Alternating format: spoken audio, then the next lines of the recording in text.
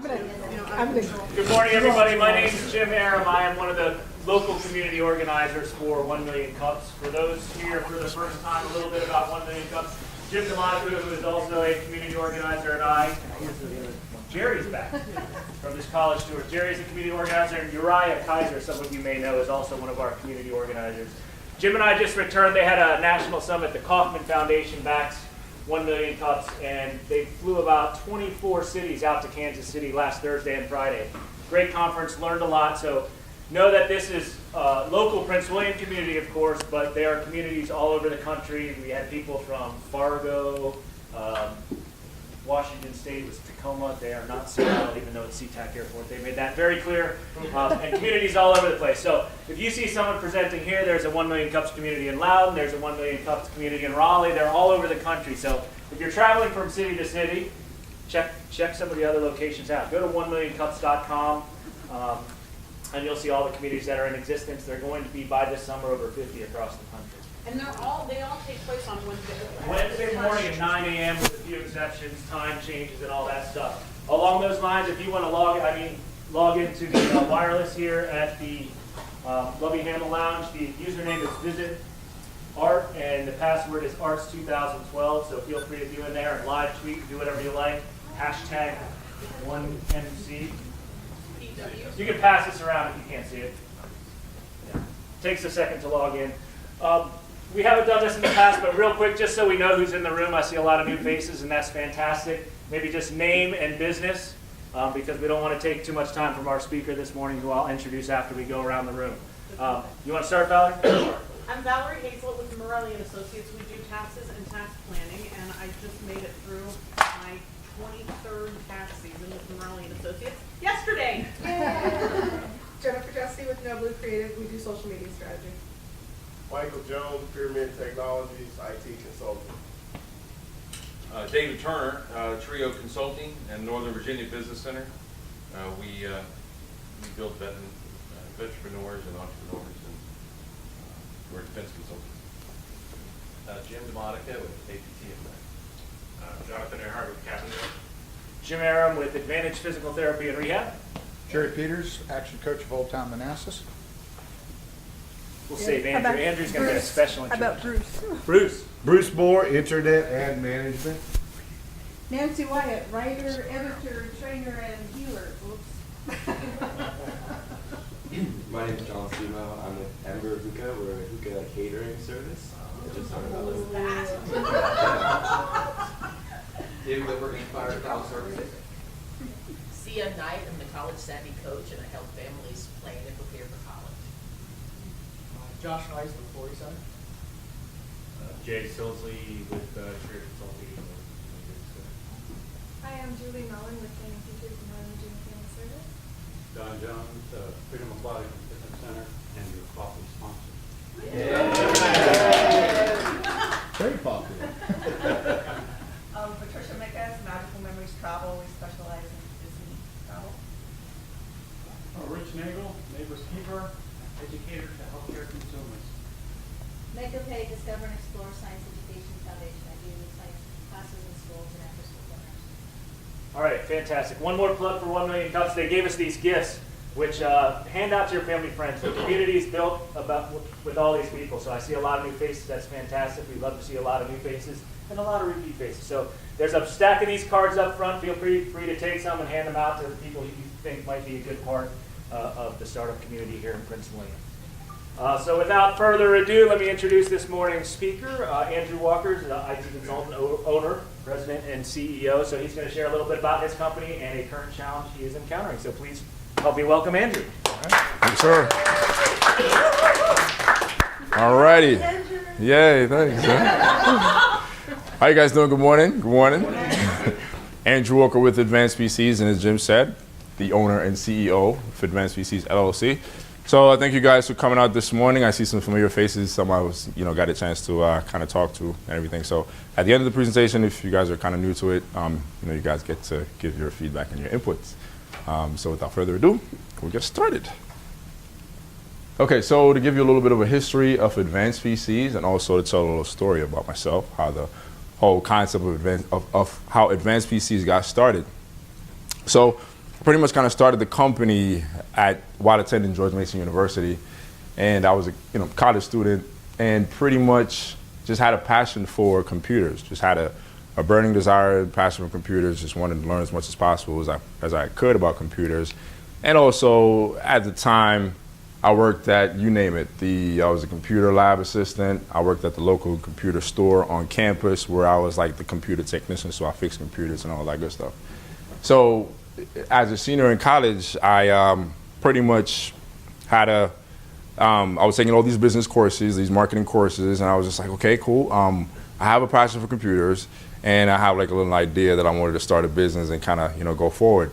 So while I was working at the computer store, I noticed something that kind of really stood out to me while I was on campus, and that was the customer service, was really bad, and I decided that I knew I could do a better job than what they were doing, but they were like the one place to go to for college students to get the computer fixed. And so I was just like, okay, cool.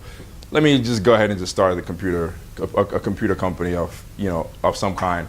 The name of the company, Drew's PCs Repair. I just figured, I couldn't make it any more descriptive than that. Something just basic. I didn't really know what I was doing, but I was just like, okay, let's just start that. So, of course, working at the computer labs, working at the computer store, I became known as like the computer guy. So, students, classmates, colleagues, they kind of knew me as like the computer guy. They would say, hey, Andrew, can you, fix my computer for me or whatever, and I'll just, fix it for them. So with starting a computer company, I would, my target market at the time was, college students. That was the market. So I would charge like a $20 here, $40 there to fix their computer, et cetera, et cetera. So, as I said, I was a senior at the time. So of course, it can only last for like a year, being on campus and having college students being like the main target market initially. So I graduated in 2004, and I figured, okay, Drew's PC Repairs, not quite descriptive or professional enough. So I chose a name that'll be a little bit more universal, and I figured, Advanced PCs. The name Advanced PCs, does this work? The name Advanced PCs, it does not work. It's kind of, yeah. Okay. Oh, really? No, the laser, sorry. So Advanced PCs actually, PCs, it can go both ways. It can go professional computing as well as personal computing. So that's how I came up with the name, Advanced PCs. And of course, the services we were providing was, advanced type. The customer service was, had to be key. So graduated from college, like I said, and of course taking the business to into the real world. We had to start targeting now the home user market, and that's another reason why I changed the name to Advanced PCs. And then in 2006, I converted it over to an LLC because initially it was a sole proprietorship. I didn't know, again, like I said, when I first started, I wasn't quite sure what I was doing. So I was just like, okay, sole proprietorship. Now expanding the market into the small business arena, we had to protect ourselves. So converted it over to an LLC. And we pretty much just kind of been targeting the home user market, college students for a little while, and also small business, which posed, a little bit of a challenge, so to speak. So our services, so I get asked this questions a lot. So what do you do? And of course, trying to explain this, I said, well, I'm an IT consultant, right? Well, IT is so broad. It's okay, consulting what? So as basic as possible, your computer is broken, we fix it. That's pretty much, as basic as you can get in terms of what I do. Installations and setups of computer systems and networks, system maintenance, managed IT services for small businesses. Managed IT services and system maintenance is pretty much kind of goes hand in hand, which essentially what it is we manage an office remotely. So we don't necessarily always have to be on site, so to speak, to provide those type of services. And it's a monthly type of support. Put this down here. It's a monthly type of support that we do, for small businesses. And of course, sales of desktops, laptops, LCD monitors and printers, and also maintenance contracts. Now, if you notice on the slide, what you would see a lot of is small business. That's the target. That's what we're going after. Now, of course, that proves a lot of a challenge going after small businesses. For the most part, we're in the transitionary phase of serving mostly individual clients and transitioning over to small business clients. So it's a little bit of both, but mostly individuals. So we're trying to get over now into the small business market where we provide, services to small business on service contracts. Now, our strength, this is where we shine. Now, initially, when I give you guys the history of what we do, our services, try to make it as personable as possible. The main reason, the real reason I started the business was because I wanted to give customer service, great customer service.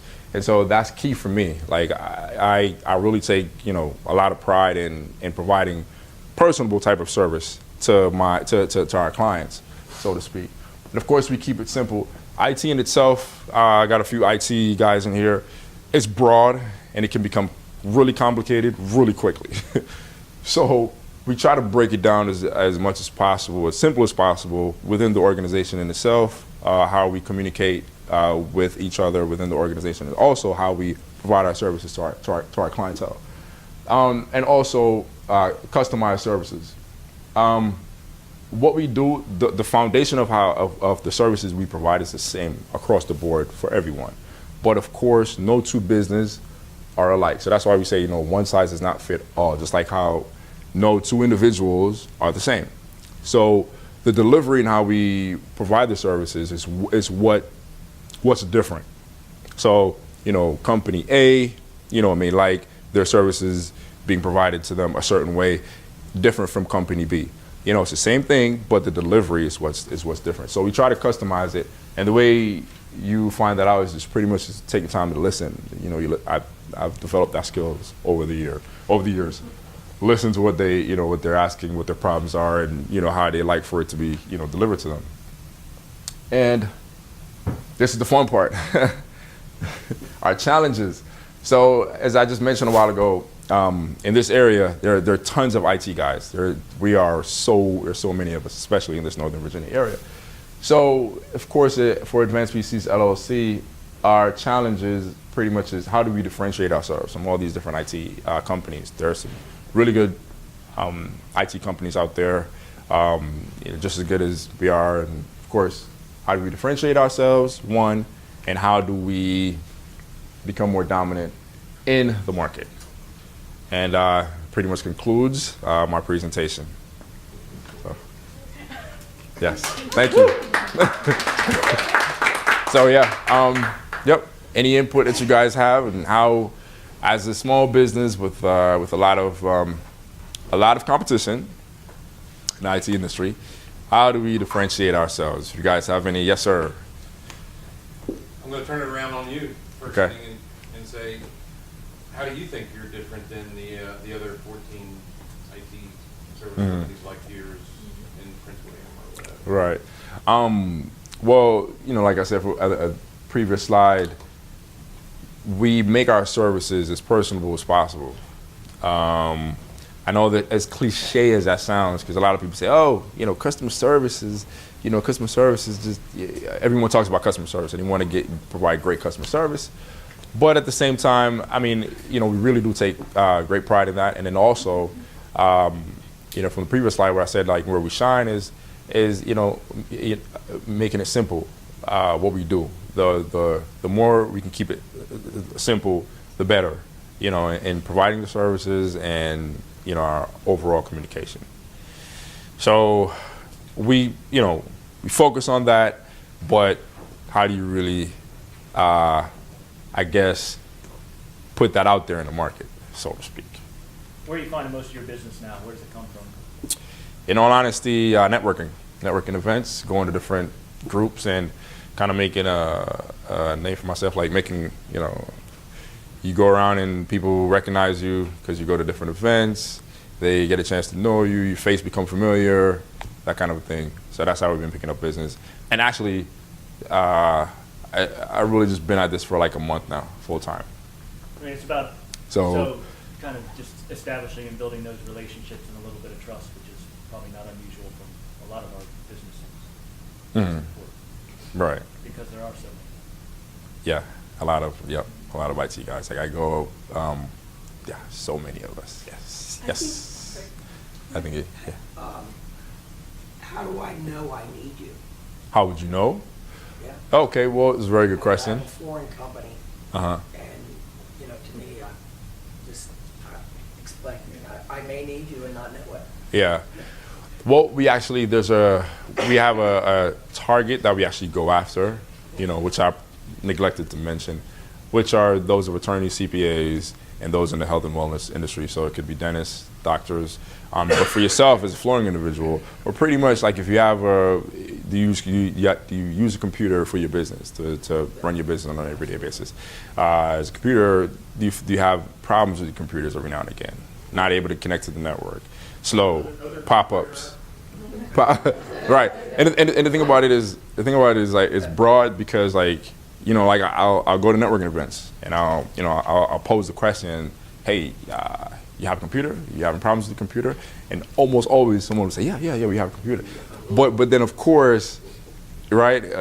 Well, how do you get that individual to go with company A, Advanced PCs LLC, as opposed to another competitor, so to speak? And in most cases, it's probably because they know they need the service, but most people will probably just wait for a while before they like proceed or something, kind of a deal, But if you, okay, oh boy, so hopefully that answers your question.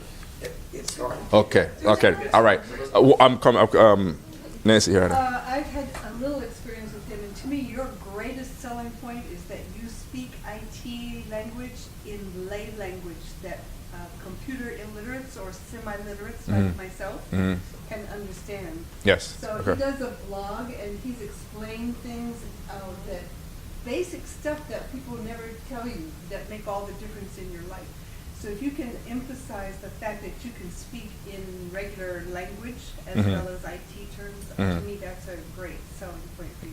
Okay, thank you for pointing that out. Actually, yes, I do, yeah, because I try not to speak tech. Because I'm coming to you. I know you're ready for me, Jen. I try not to speak tech because there's so many. I've been in the industry now for about 15 years. And worked with some brilliant guys, like really, really smart, and they know their stuff, and they'll be able to deliver. But when it comes time to actually like speaking to like a person, that relationship is just gone. So I've cultivated over the years, building that aspect of it to make sure that I speak English and not tech. So. Do people really know that they, need the services? Because, I have a computer, and I've talked to you multiple times. And until you said, does your computer not connect to the network, I did not realize, my computer does not connect to the network on a regular basis. And that's a problem that I've had, and I've talked to you enough. And I've not even realized that it's a problem. I think with your computer, unlike everything else, you don't realize that you have a problem until one day, all of a sudden everything crashes and you're ready to throw it on the floor. Right. That's when you realize that you have a problem. And I think that preventative maintenance is something that you would focus on, and how to get something in the door with a business like that is just to go in and speak a non-tech language and say, okay, I just ran this analysis on your computer, we set up this free analysis, I come by, I run this analysis, and I say, okay, these are the issues, do you want to fix it? Gotcha. And also, that's a good point. Or do you want to wait till they have a problem? No. Before you're bringing them into the fold. So you may not approach it as, what are your computer problems that I can solve? Because you don't necessarily want them to wait until they have a problem.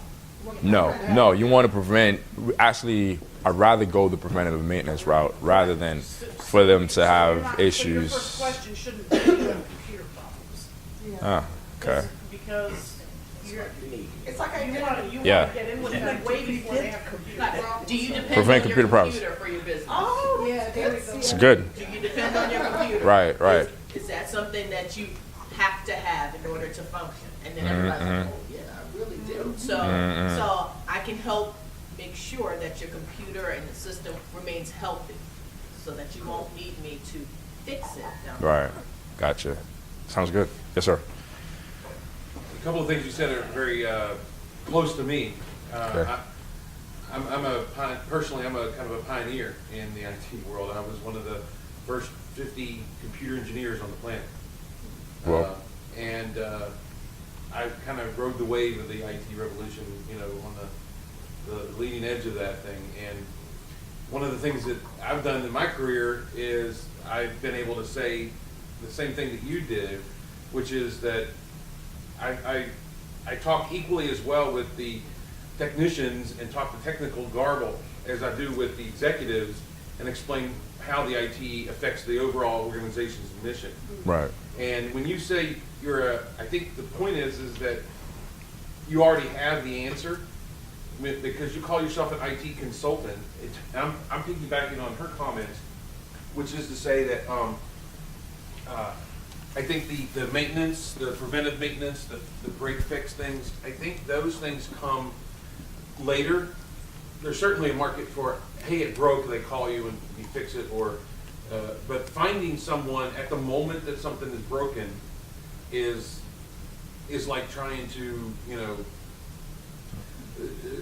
shoot a moving target on a moving ship in the middle of the ocean. I mean, it's difficult to time everything correctly. Mm-hmm. What I think, you said you want to go to the business market, the small business market specifically. Right. Mm-hmm. I think the issue is that small business people, and I think everybody in here qualifies, with the possible exception of our resident internet expert here, possibly, most everyone is not an IT expert, but they are an expert in whatever their business is doing, whether it's holistic healing or whether it's cloud services or whatever. So I think the idea is that if you can, what business people need is capability. Right. And the fact that a computer provides it to most people who are not IT geeks like you and me, most people could care less what the throughput rate is or the processing Right. They just speed want is to of get the it to work. computer or, Right. the connection things or whatever. They don't care about that. They just want to know, can I communicate with my customer? Right. At the end of Can I it. stay in touch with my sales reps? Right. That's all they care about. Right. And so the point I'm trying to say is that the way to get in is to say, is to approach businesses with the idea that you can help them develop capabilities through the use of technology. And then once you're on board, then naturally they're going to go to you to fix things when they're broken, or to maintain the computers that they have, and the other stuff will come with it. Right. The idea, the hook is to say, I'm an IT consultant. I can show you how technology can provide capability for your business. Gotcha. Okay. All right. I saw a hand. Yes, sir. Yes. All right, I have a small business. What problem do I have with my computers that I don't know that I have? That you can make me more productive, prevent it in some way? Right. I print my button. Yeah, and it turns on. Virus, so I'm calling you with, hey, right. But Well, there's got to be something there, some problem, yeah. so to speak. Well, one of the big things is security. You know, how secure is your system? How secure is the network that your system is connected to? No, but nobody's gonna come after me. Right? Yeah. Until that happens, that's kind of reactive. Right. I mean, security, loosely said, can be thought to be just between my ears for your mind. Right. There's some more problems that that's my question. Gotcha. Well, I mean, computers in themselves, this is what I like to tell people and give them the analogy, is that just like a car, you know, no matter what, at some point, your computer is going to fail. Your computer is going to crash. Something is going to happen that's going to prevent you from getting in touch with your clients or staying in touch with your clients and doing what you need to do in terms of running your business. So I always like to give that analogy to say, well, at some point, you're going to have to take that car to the mechanic. With same thing with the computer. At some point, you're going to have to take it to the the computer technician. But my thing is, I want to prevent that from happening. So it could be a variety of things. Hardware, in most cases, a computer could be, brand new. And the reason why it's failing or something is going on with it is because the hard drive crashed or died or something. And at that point, well, what do? You don't know. The first thing you're probably going to do in most cases, which I've seen, users, they go into panic mode and they say, well, I don't know how do I solve this problem, and they'll probably call like the next, or the first computer person they could find to solve that problem. But then at that point, it's so late, and they're probably going to get charged out the wazoo, before, to get that problem solved. So my job essentially is to say, well, it's going to fail. It's not a matter of if, it's when that computer, starts to malfunction. You're going to need someone like me to be there to prevent a lot of these things, or be there to catch it before it even happens. That's where the managed IT services comes in. We monitor your systems and make sure that everything is, all the components are healthy and they're running the way they're supposed to be running. Mr. Chip had a question. Two things real quick. First of all, you need to simplify your story, and you started down the line perfectly with selling by analogies. And the first response I would have given Rich about the car is say, do you go get your oil changed? Right. And say, right. why? That's right. preventive maintenance before the engine locks up and crashes. So right. why do you wait on your computer for it to crash and lock up when we could do preventative maintenance? Without getting into what, when, where, and how, and all the little pieces. Right. Just a simple analogy, and they're like, yep, got it, you're right. I do that here, why don't I do it there? Right. And the second thing is, when you're talking about your product or your solutions or what you're doing, nobody buys products, nobody buys solutions. Everybody buys benefits. For Jim, we don't go to physical therapy because we like the people, because they're great, they're going to work with us, Well, hands-on. Except for advanced. But the bottom line is, they're going to solve my physical problems so that I Right. can go back to playing golf and go do this and go I do can that. walk That's my the dog. benefit. Yeah. What separates them is how they do it. Okay. The reason people buy something is because it solves a problem or prevents a Okay. problem. Prevents, right. Okay. All right. I saw some hands back there. Yes. Really quick, one of the things that you mentioned too is, everybody buys a new computer. Keep that idea of, we can make your computer run like new every month by monthly maintenance. and Right. stuff, because people like Yes. to be happy. You don't want to get us when our computer crashes, because then we're mad no matter what you're going to do. And I've been there And we many are times. Guys don't run like anything, so you really have to focus on the positive about, this is what we can do to keep it from crashing kind of thing, so that you're Okay. doing the maintenance. Okay. Everybody- Okay. Yeah. That is good. That is good. Because everybody loves a brand new computer, right? Yes. Sir. Look, realistically, you have a lot of challenges. There's a few that aren't on your list. Like PCs are going away. Everybody's into mobile technology today. Yeah. Even from business services, you have cloud services that are offering Yeah. certain applications. But I think you are building your business around a relationship, which is fine, which is perfect. Right. So there's two things, and I think we can agree on one of these things that I think you might want to focus on. Assessments, business assessments. So take this gentleman, all right? He doesn't know if he needs you or not. But Right. if you already have a relationship with him, you go in, you learn his business, and now you can provide, a service around that. Maybe document his business. This is how your IT systems work, because he doesn't know. He has no Right. idea. And then on Right. top of that, what other business services can he implement to save him money? At the end of the day, I just want to save money. I want to Right, buy a right. computer, although I can go down to Best Buy and pick up a computer tomorrow for $200. Right. So why would I pay for a computer break fix? It's the business service side of it that I think maybe you want to focus on. What can you turn me on to that can save me money, whether it's being delivered from you or not? Look at like Office 365, right? It's like $6 or Right. $8 per email. So why run a small business server in your office? You don't need it because you're just Right. using it for SharePoint and for Exchange. You get that Right. online now. Gotcha. Office, you can do Google, right? Right. So there's a Yeah. lot, and if you're True. focusing small business, that's something that you can probably bring. Just focus on saving money, do an assessment, document what they have. Right. Be a trusted advisor as Right. far as how they implement, how they apply their security, how they can use these other tools to save money, and then they're going to come back to you. Because you didn't fix the computer problem, because I don't care if my hard drive dies. I've got a backup. right? Or if I don't have a backup, hopefully you documented that and you got that correctly. Right, for me. right. So I do now. Yeah, yeah. So if a video card goes down, a monitor breaks, my laptop dies, I don't care. My business is secure and I can pull up another one and get right to it.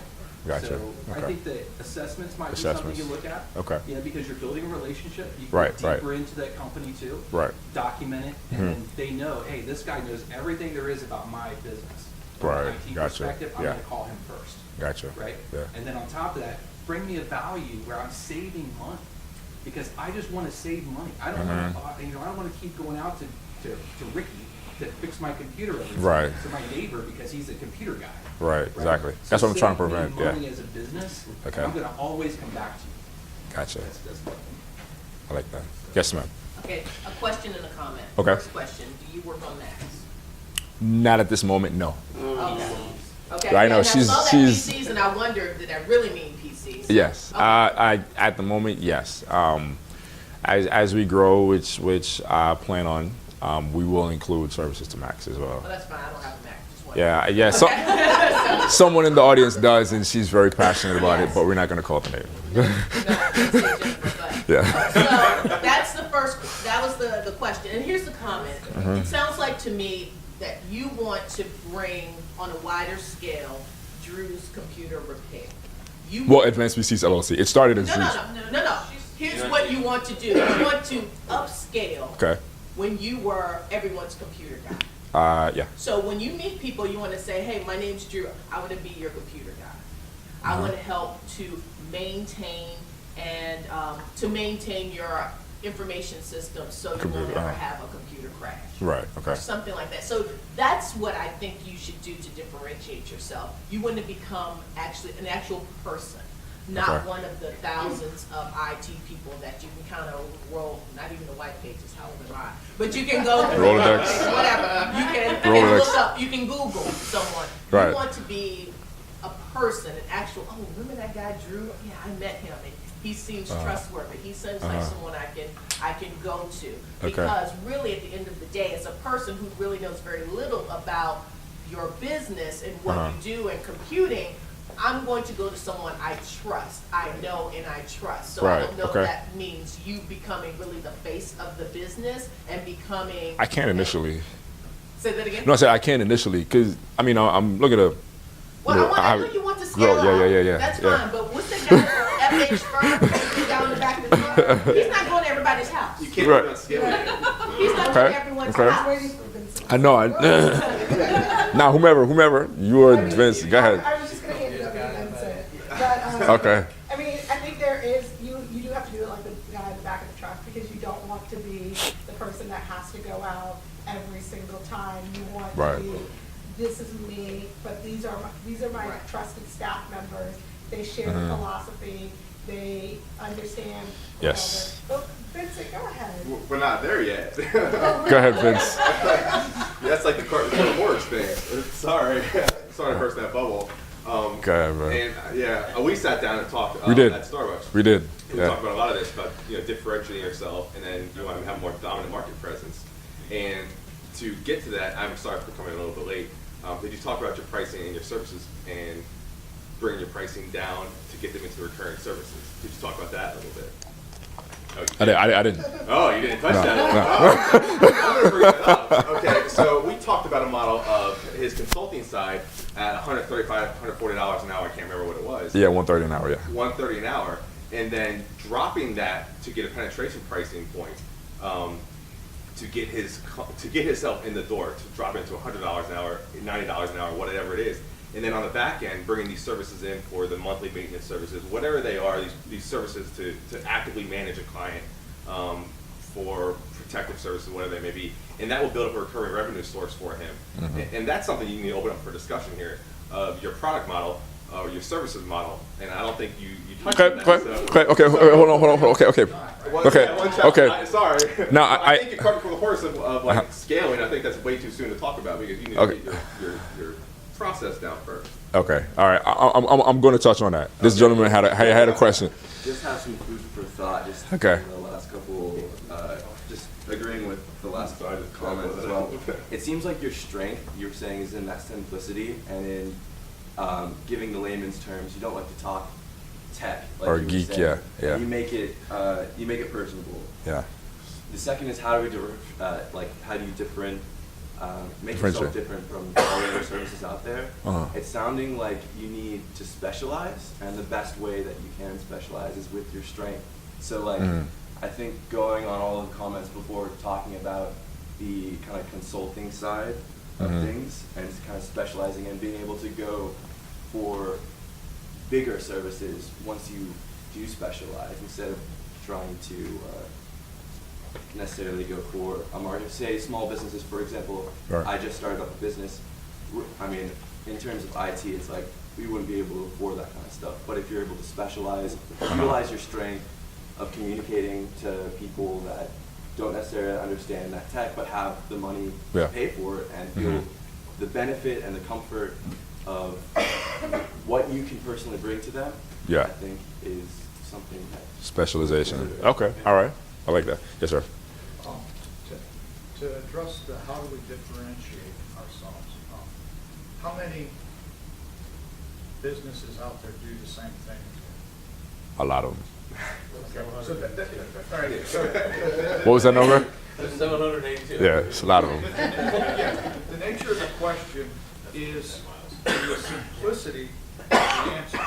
If you ask how many how many companies do the same thing, and you don't know the answer, whether it's 7 or 75, how do you know what you need to do to differentiate yourself? Because if you don't know how many are competing and what they do, all you're doing is trying to say, I'm different from the others, and not really know how. So if you know how many are out there, then you know you'll be able to find out who's the top company, who's the lower company, who's doing what, and what's their target market. Because Okay. to differentiate yourself, you really have to focus on that target and what you do that's going to appeal to that target. Okay. Okay. All right. All right.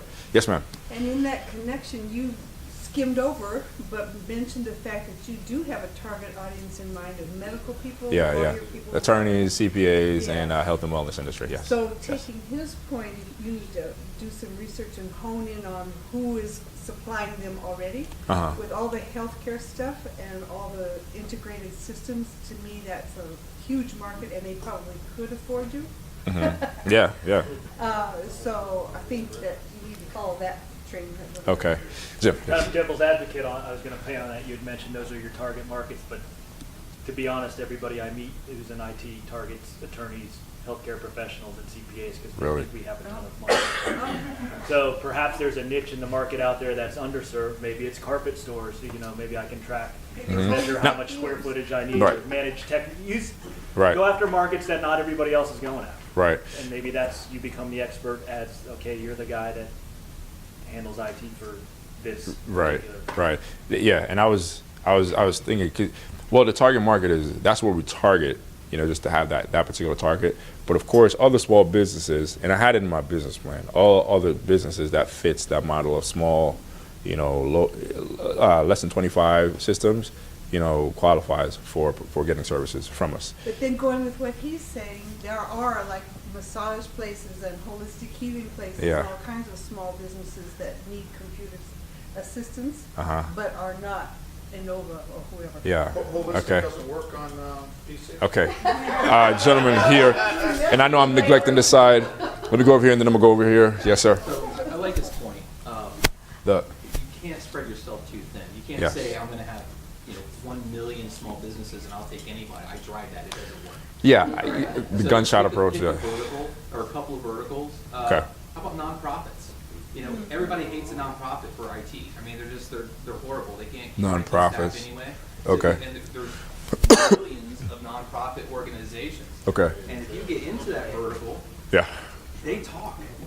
I'm just giving you an example, Mhm, right? So mhm. they talk amongst themselves. If you build a relationship with them, you start do consulting, assessments, or whatever, Uh-huh. to build a relationship with a nonprofit, Mhm. then it goes to the next one. But pick a couple of verticals that No, aren't okay, going to be okay. as difficult, and don't pick everybody. Yeah, no, Because I you're know. gonna- I You're know. going to get, Ricky again calling you every Yeah, time you can yeah. with his email. And I've You actually wanna been do there. that. Yeah, You I've been wanna there. be more I've been. strategic. I've been there. Yes, sir. Yes, sir. I agree with the vertical comments. I think, it's small businesses in general, there's too many to count, Yeah.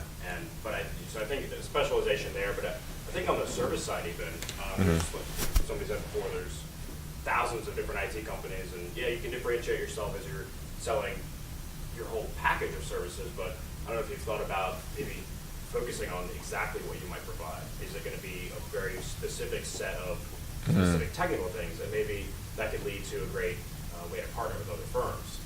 You may have somebody who has big service contracts, and you can provide something super specific, right, and tap into that customer base, and it's a great way to. Is your computer plugged in? Do some Great. do some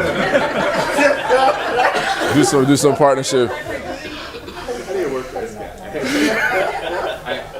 I think the vertical thing is a good idea. Okay. I think it would help get started in a certain area and build business. Back to the original idea of being an IT consultant and so forth. I actually, my small business, we actually had a company like yours before we met you, I'm an IT guy myself, but I don't run an IT company. Yeah. And so I recognized that I wasn't big enough to have an IT department, but I needed to have IT capabilities to underpin my business. And so I called a company like yours, and what they did was they literally came down and spent like an hour or two, in my facility, looking at my IT stuff, talking to us about it. Then they went home, and a day or two later, they sent us a report that said, "This is what we found. Yeah. This is what your goals are. This is how IT can help you. This is what we can do for you, et cetera, et cetera." It was sort of like a proposal. And so I don't know. I'm just relaying that as information. Yeah. I'm not saying that's good or bad. I'm just that's good. No, that's good. Actually, that is a part of the managed IT service package. So we go in and we do like an analysis of your current network. So we run like like an agent. We install it. It goes out to the entire network. But after they and then yes. This was before we engaged. No money changed hands. Right. They came and did a free diagnostic. Basically. Right. Exactly. And said this is it. So the marketing idea that came to my mind in all this is that basically when organizations get to a certain size, there's a reason why they have a CTO, Chief Technology Officer. They have an IT department. Those people are the people that the CEO goes to when he says, we need to be able to track all of our inventory. How do we do that? And then the IT department is tasked with figuring that out. They do that. What you're going after, whether it's in a vertical or not, is are those companies that are not big enough to have a CTO. So your marketing pitch could be, go to Advanced PCs and rent a CTO. Virtual CTO. Virtual CTO. Okay. Yes, Vincent. All right, so back to the money. Yeah, let's talk about it, man. Yeah. I want to pivot a little bit. This kind of differentiate yourself, but also dominant presence in the market. They correlate. Let's break it down a little bit. Okay. You're $135 an hour, but that's kind of market level. How is that going to penetrate the market and make you a dominant presence in the market? Okay. Well, open that to group. Yeah. I know. And I was going to get to that, but I just wanted to get everybody else first. So just to kind of pick, So just to kind of pitch the idea a little bit. Vince and I, we talked. We had an in-depth conversation about what is it I could do, some of the things I could change up. He brought up the idea of lowering the prices. Now, my prices for companies is $130 an hour when we get in there to provide the services. Vincent, he had an idea of, hey, you guys are new, no one really knows about you, so compete on price. It did, it really did, and because I'm in the market, and I've been doing this for a while, so I've been studying the market, so I know what's competitive, and I guess we'll pitch it to you guys and see what you guys think about it in terms of like lowering the price. It's like $100 an hour or even lower to get in there. What do you guys think? So, here we go. Okay. I got comments. Yes, sir. Yes, sir. Touched a nerve. Yeah. I'm new in terms of starting my own business, but I've been sales and engineering for several large companies. And Okay. one thing you don't want to do is undervalue your service. So Okay. that's- you set a precedent. Okay. So there are ways around it. I'm not saying don't consider that, but what I would probably consider is setting a hook somehow, like doing the assessment. Okay. Coming in early. Yeah, that's a good one, At yeah. no cost or Uh-huh. very, very little cost, and just kind of going in and doing that assessment and giving them a feel of what their environment looks like, and then come back and say, okay, based on this, these are the services that we recommend. Tie that And then back. tie that in, and Okay. then at that point, give your competitive price. Right. But I wouldn't undervalue Tie it. that assessment to Okay, savings. okay. If there's not a dollar involved Exactly. in how Uh-huh. much you're gonna save them, they're not gonna get you anyway. Right. So do the Okay. assessment, tie it to how much money they're gonna save. I know you got like 700. Yeah, yeah. Time out. Yeah, yeah, yeah, yeah, Reiterate yeah, your yeah, yeah. recurring services model too on the back Well, end. here's what here's what, Reiterate that. The- It's the- not just dropping the prices wait. just for the sake of dropping prices. Right, There's right. a secondary model to get revenue source. So long-term revenue. okay. Now, I was thinking of when we actually get them on a service contract, then we'll provide a discount of lowering the prices on an hourly basis, so to speak. That's what I was thinking. That's what I was thinking. But go ahead. If you're saving them money, you don't have to worry about the price. That's what I was thinking. I was thinking about that. All right, Yes, sir. a couple things, you know, you're gonna have to balance and play with that hourly rate and how you can get into some opportunities. And you might wanna be aggressive on some opportunities in the short run, short time to get to the long run, the bigger clients.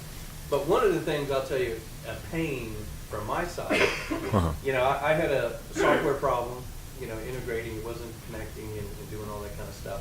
I called a company like yours, and the guy was here for 4 or 5 hours, and you know, finally put his hands up in the air and said, you know, I can't fix it.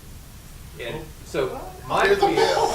yeah, so I mean, a lot of fear for small businesses. They've been burned on that hourly rate. I mean, one of the things that I think could be attractive to open the eyes to, at least so the small businesses are willing to listen to you, is put in some kind of cap.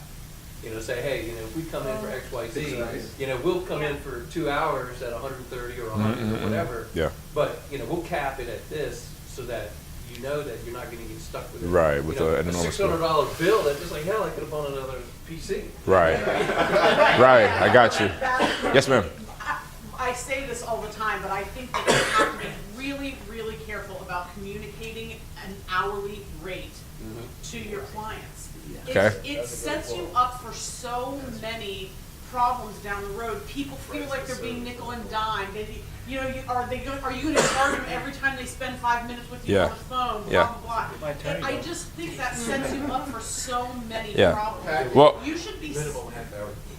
talking about selling your service and talking about selling your knowledge and your expertise will in the long run make so much difference than communicating an hourly rate to your clients. I think it's Well- impossible to get past that. Okay. Once you establish that, and you've got people questioning more, are you charging me an hour every time you do a half hour? Right. Is it- Right. I mean, Well- I think that the perception of that Well, is, I just think the perception that people have of you charging an hourly rate is working against you. And that's what you're doing, it looks like you're just sitting around and we're getting $330, what do you do all day? I think it's. yeah, no, I'm actually doing work, even though it looks like that. But That's what happened to me, because I felt, I moved from hourly to, you know, after a conversation with Vincent.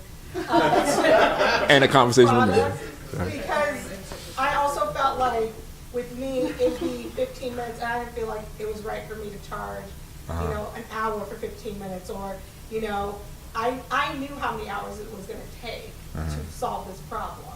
So therefore, I could just set a price and say, if it's gonna take more than this, then we can talk again. But normally, you're the expert, so you do know, usually, how long you're gonna need to assess the problem and then determine the solution. Okay. So at least go in with, okay, for this assessment, we're gonna go in at this price. For this repair, we're gonna go in at this price. All right. And then you just kind of adjust, because I found that once I was in the market and I realized, okay, you know what, it's priced too low, I could quickly just adjust that. Right, without communicating. And then- Without burning communicating somebody. an Right. increase in my hourly rate. Right. Okay. Now that was the battle that I was having. Okay, there, on one end I was getting, hey, drop the price so you can get in and penetrate the market, and then on the other spectrum, triple that price because it could be, but It gets back to value. But yeah, Value. but the thing is, what I do is to tie it in with what Jim said earlier is that I do have like a cap rate. I go to a certain amount. So when I'm on site and I'm doing whatever it is that I'm doing, I know probably how long a particular job is gonna take me to solve a particular problem coming to you. So I go to maybe 2 to 3 hours at the most, so to speak. At like the hourly rate, so to speak. So yeah, yes sir. Well, my company is called Affordable Carpet and Flooring. Okay. So, Affordable. Okay, that's good. For a long time, I competed, solely on price. Okay. But what I came to realize is that, the best affordability is through value. And, that, I give great warranties, I give a lifetime labor warranty. Oh, wow. So, That's good.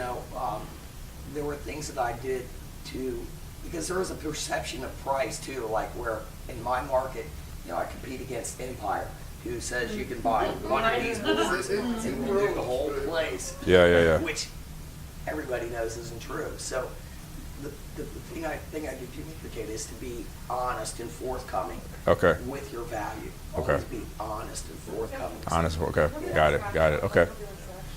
All right. Yes, sir. I think, the pricing discussion is interesting. I think, you don't want to get in the trap of chasing it to the bottom. You can compete on that. Yeah. All of a sudden, you lose money. But I think That hurt me, Vince. Then you're in. then you're out of business.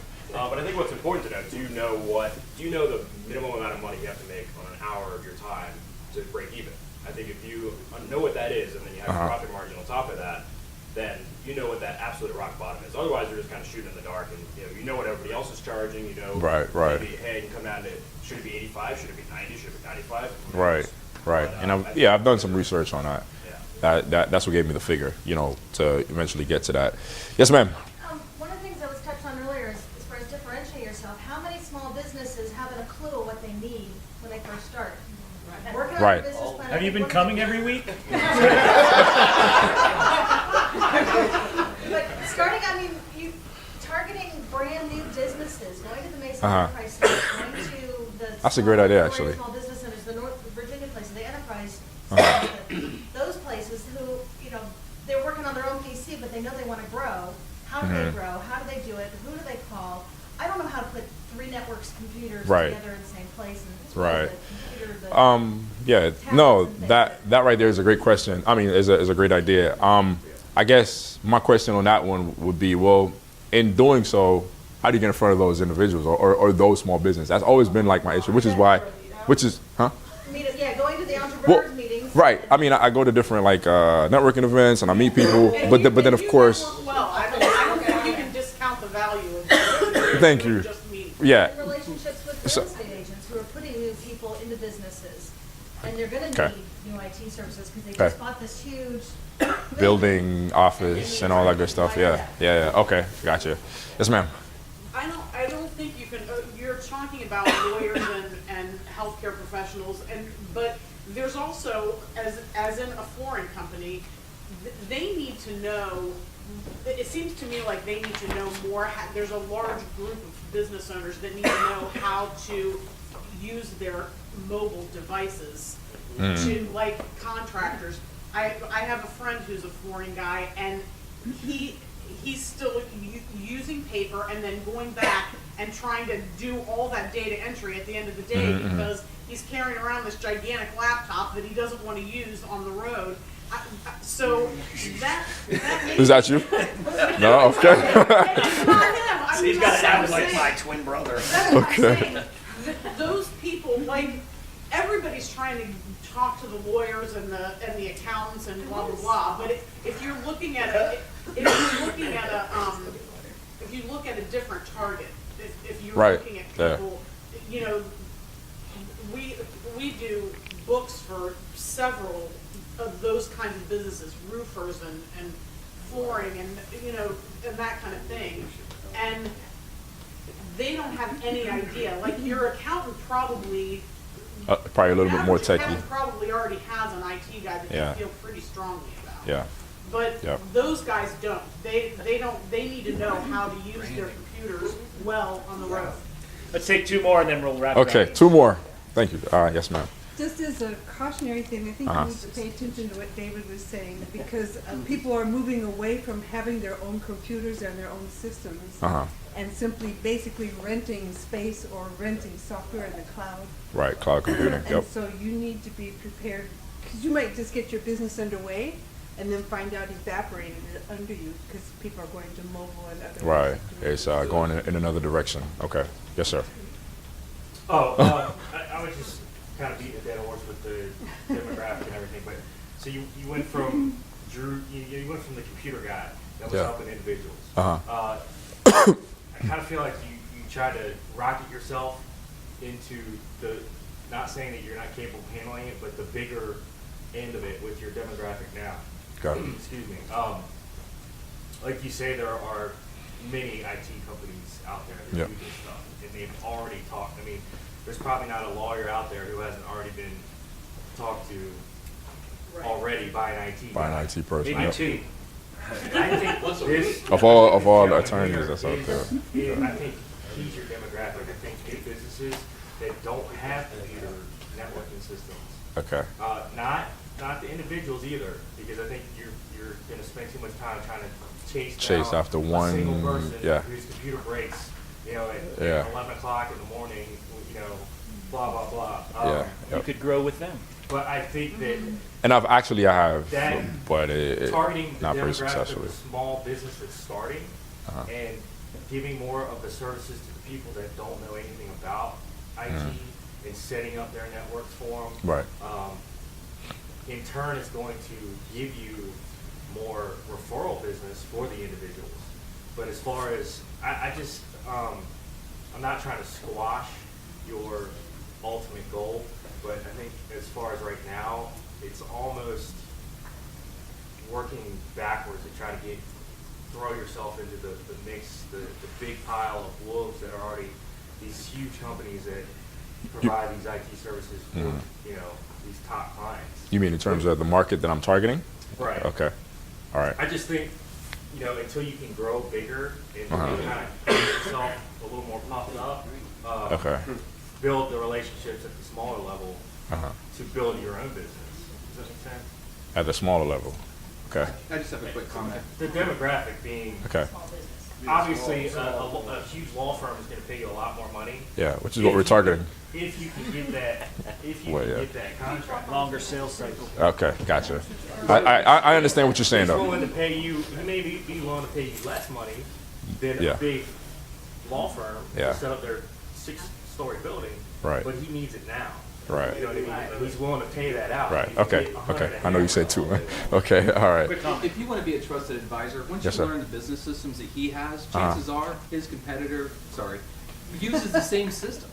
And those other companies probably use the same applications. So you can go Right. to that next company and be like, oh yeah, I know what that is, and I've tied that in. So Right. then you become a trusted advisor immediately, and it helps you get in the door. So Okay. take your vertical, learn the system, Okay. build your business. Gotcha. Okay. Wait, Thank. Okay, absolute last. And then we can continue the conversation after, informally. And I will. When he was saying nonprofits earlier, I do work for Good Shepherd Housing Foundation, and we have very little money. However, there's a website called TechSoup that I just got them involved in, and they Okay. provide computer program software Okay. for nonprofits. Okay.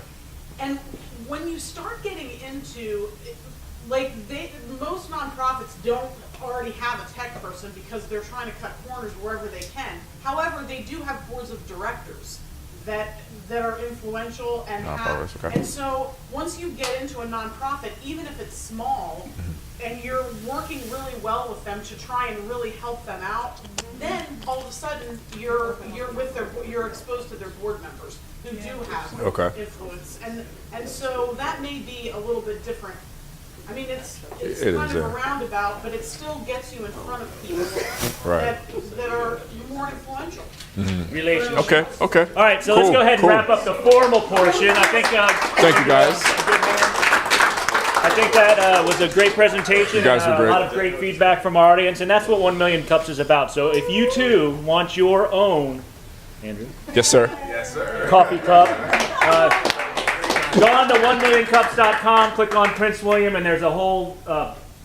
It's not an in-depth process. It's a pretty simple process to apply to be a speaker. So we're looking for speakers every Wednesday, 9 a.m. If you want the same kind of feedback about your startup or your business or new product or service you're offering, please apply. Or talk, if you want more information, talk to Jerry. Oh, I'm sorry. No, I didn't even catch that Talk one. to Jerry, Jim, or myself, or your I wasn't ready. I know, right? Let's do a real one. Yes. The one that's going on Facebook. All right. That one's for. Okay.